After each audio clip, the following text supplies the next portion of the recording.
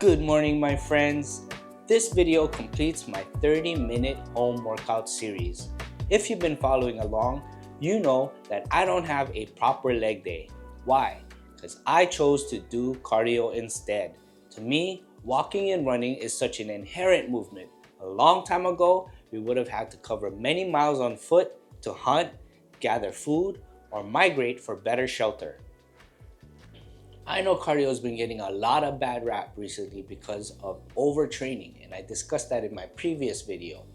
People would rather lift weights to burn fat, but I have found a way to kill two birds with one stone, and that is to run uphill.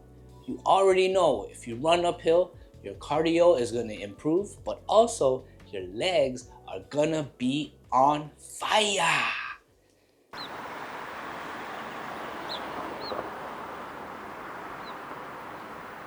So at the start, I'm just really trying to set myself up for the run, and so I put on my favorite Joe Rogan podcast.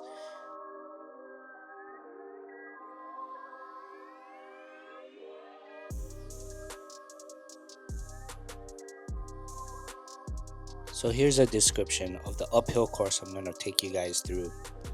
First hill that I'm going to come across starts off real steep, gradually curves into a flat. It's the longest portion of my run.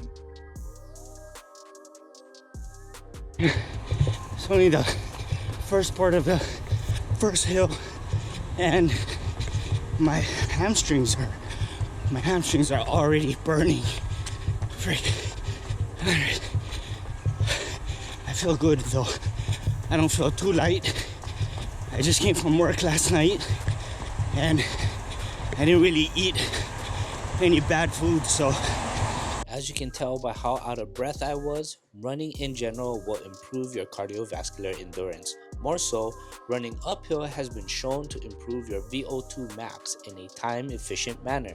VO2 max is a measurement of your cardiovascular fitness. While we're on this topic of cardiovascular, running also helps maintain vascular elasticity. When you age, your vasculature actually stiffens. Therefore, by running, you help preserve your youth. This second hill is the second longest portion of the run, and it gets pretty steep towards the end. At this point, I've already been running for 10-15 minutes, and so I really feel that lactic acid buildup in my legs, and when I give up, this is usually where I do it. Okay, so I got past that flat run. Now I'm coming across the second hill, which I find is super difficult. It's usually the one I give up in, especially towards the end. It gets pretty steep.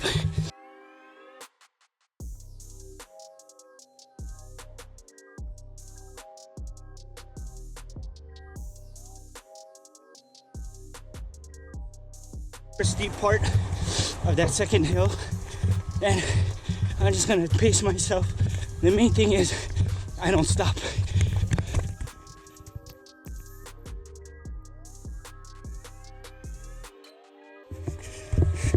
So the main muscles that are being worked out when running uphill are my quads, glutes, calves, and interestingly enough for me, I actually really feel it in my hamstrings.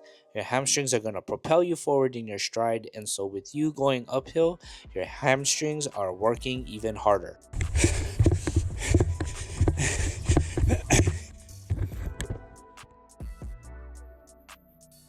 I made it for you guys. Oh shit.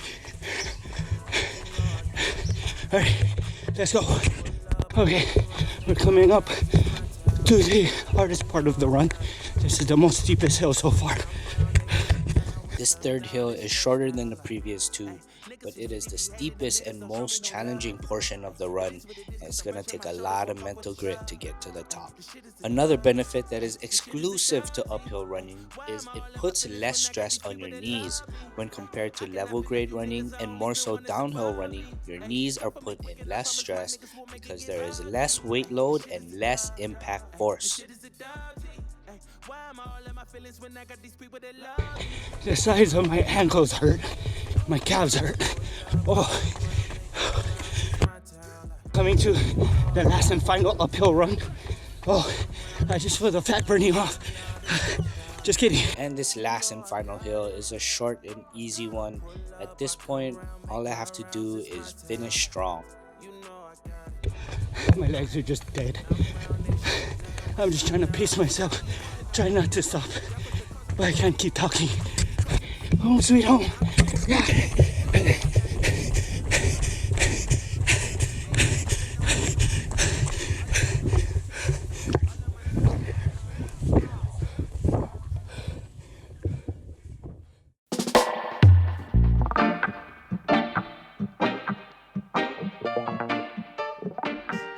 Lastly, runner's high.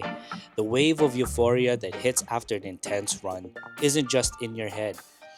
It's linked to real reductions in pain, anxiety, and stress. For me, running is basically meditation, but with more sweat and heavy breathing. I'm just locked in. One foot in front of the other, trying not to die. What really boosts my mood, though, is saying hi to random strangers as I pass them. If they actually say hi back, it's like winning the social lottery. That little boost of human connection. And honestly, I feel like a beast afterward. Not just because of the physical grind, but because I know most people would rather wrestle a bear than run uphill at sunrise. And the view on the way down, that's nature's way of saying, yeah, you earned this. Let's go over 2 serious injuries that can occur with this type of running. Both of these can be prevented and treated, firstly, with giving your body time to adapt to the demands of running uphill, and 2, allowing your body ample time to recover in between runs. First one is tibial stress or shin splints. This one is synonymous with uphill running. Shin splints are caused from repetitive stress on the tibia and the tissue surrounding it. This could also be a benefit, however, if you give your body enough time to recover. Damian Trainer, who's a very renowned Muay Thai fighter, talks about how fighters nowadays opt to doing other exercises to increase their cardio. But he is a big proponent of old school running because it improves cardio and it hardens that shin bone. Another one is Achilles tendon strain. This is a pretty bad one and again caused from overuse. I've seen a video where someone who was doing box jumps actually tore their entire Achilles tendon. So lesson here, take your time with the progression and allow your body to recover. Personally, I haven't had any problems with shin splints or Achilles tendonitis. I try to run at least once a week, but I end up doing probably 2 to 3 times a month just because of work and life responsibilities. With that said, when you're first starting off this exercise, there's 2 things you have to remember. Number 1, start slow, but don't stop. You're gonna wanna walk, you're gonna wanna take breaks, and that's okay. Main thing is you don't stop. You finish the 30 minutes. That way you can gauge how much you can do in that first walk. Then, number 2, with each following week, you're gonna wanna beat your previous time by either picking up the pace and or taking less breaks. Before you know it, you'll be jogging and then you'll be adding more to your distance. Personally, I think you should start at the hill from the get-go. That way your body can adapt to it sooner rather than later. So that completes my 3rd and final day of exercises for the week. This was a series, guys, so if you missed my back day and my push day, please go check out my 30-minute home workout playlist. Also, check out my recent previous video as it goes into detail how I program my timer and how I use it to get stronger each week. Thank you for watching and let's go.